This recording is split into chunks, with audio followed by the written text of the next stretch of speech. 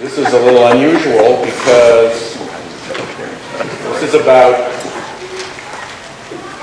this is a community dinner 100 and something that I've done. And the usual routine is that we fill a cafeteria and we provide a little bit of food and we do the Pledge of Allegiance and I speak for 2 or 3 minutes. And then we open the floor to questions and answers. And then at the end, when it's getting to be, it's been an hour or so gone by, what I then do is close the public part of the proceeding, and then I try to stick around so that I'm the last person to leave. So that if somebody has something that they want to say to me, if they want to say it privately, if they didn't get a chance during the time that everybody had together, all that. So that's kind of the normal way that we do this. Because there were so many people, we couldn't fit into the cafeteria, even close.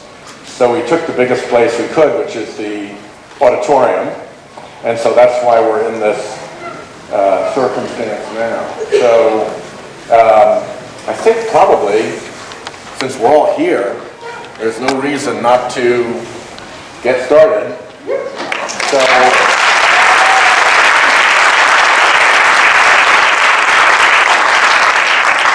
I usually just say a few words of welcome, and I don't know that there's a whole lot that I need to say there. We are in very, very peculiar times, and we are trying to find our footing as a Senate minority.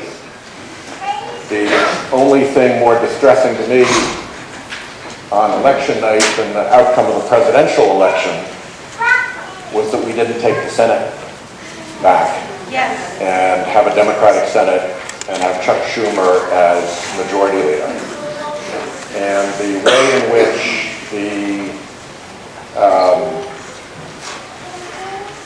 Mr. Trump has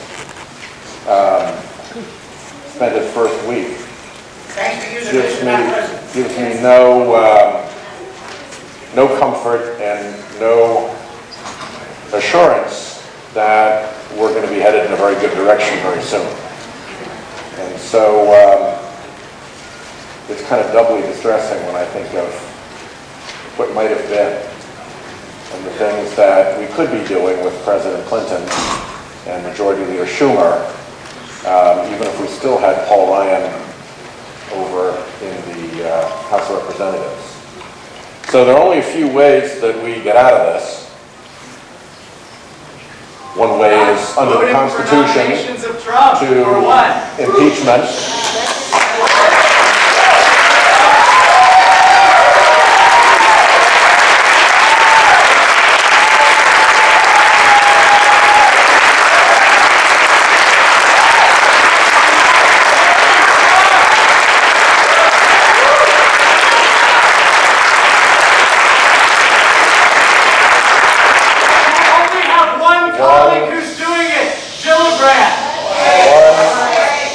One is to build towards a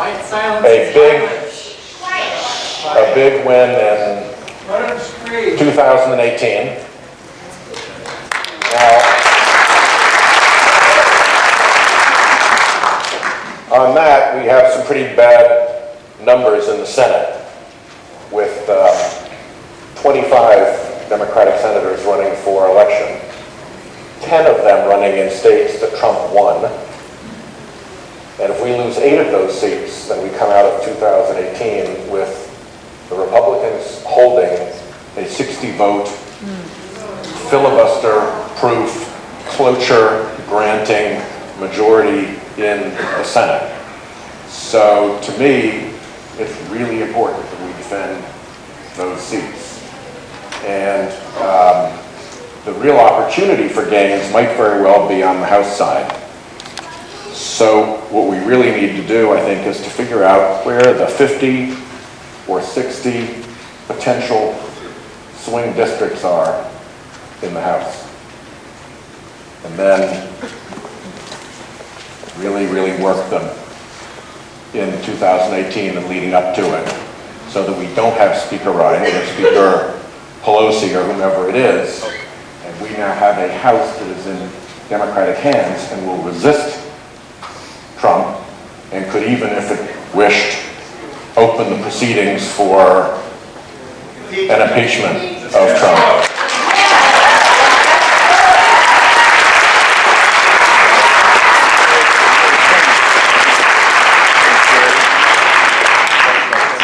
And the other prospect is that there's a lot of discontent with the president among Republican senators. And there are a lot of them who have not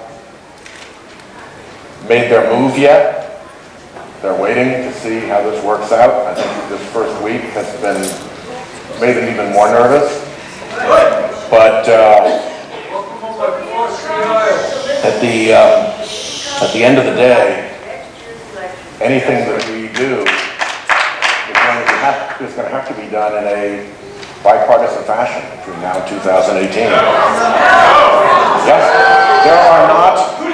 Hold on. You can't impeach a president without Republicans moving the House to do that. Right? The Speaker of the House is a Republican. You can't do it another way. We may wish it not to be true, but it is true. And we need to have a supermajority in the Senate to vote for it. So those are the battles that we need to fight. So why don't we, what we'll do is, if you want to just put up a hand if you have a question, and then we'll start with this gentleman right here. And why don't we do